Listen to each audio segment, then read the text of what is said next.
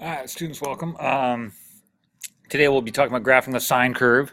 So what's going on here is we're going to start with the sine curve, but I'm going to make one assumption here. We're going to be showing the standard changes of the sine curve. So the assumption will be that we already sort of know the general shape and the starting ending locations. Okay, so as we know, as we did with the measuring and our unit circle 1 by 10 degrees, this starts at 0 and ends at 2 pi.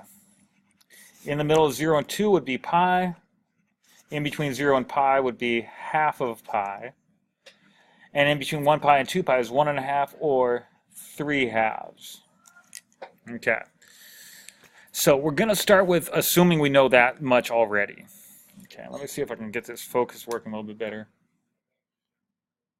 Okay, so now that we got that, what we're sort of trying to look at is what happens as you make changes.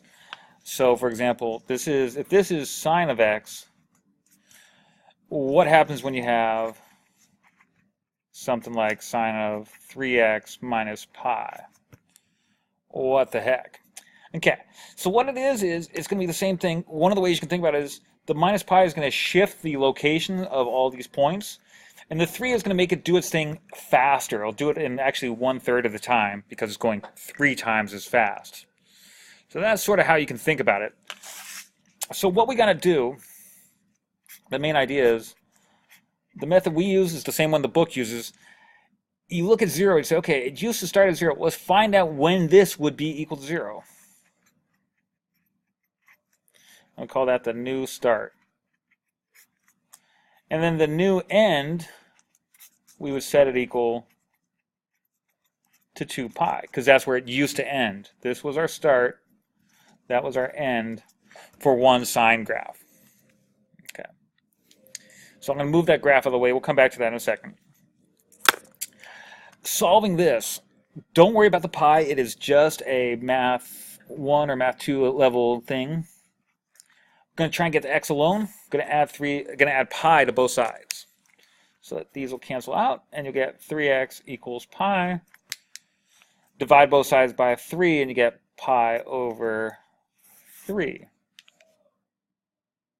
All right. Same thing over here. Add pi and add pi.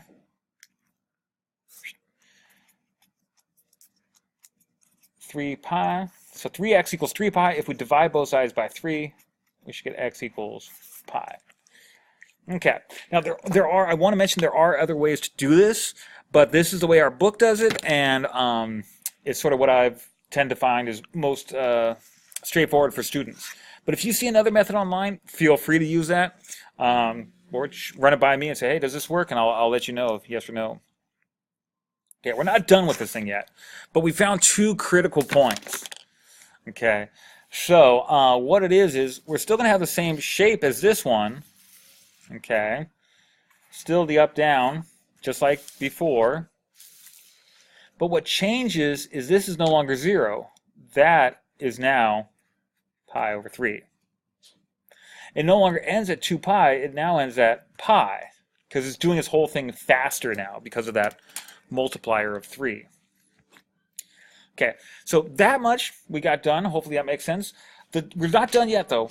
The rest of it is going to come from dividing this thing into sections. So if we divide this and this, we'll find that midsection. That's critical, and that's really what gives some students a real big challenge. So let's go ahead and try and find the middle of that. Okay. So to find the midpoint, it's just the average. So in this case, I'm going to ignore the fact that it's pi over 3 and just call it 1/3. Remember that it really is pi over 3, not just 1/3. And this one is pi is going to be 1. So I'm going to add them up and divide by 2. The start, the end, and divide it by 2. Well, you can't add 1/3 plus 1, so let's make 1 into a fraction, 3 over 3. Now we got 1/3 plus 3/3 equals 4/3. See if we can fit that there. Over 2. Okay, 4/3 over 2. Well, that's 4/3 divided by 2 over 1, which gives us 4/3 times 1/2, which gives us 4/6. And if you reduce that, that's 2/3.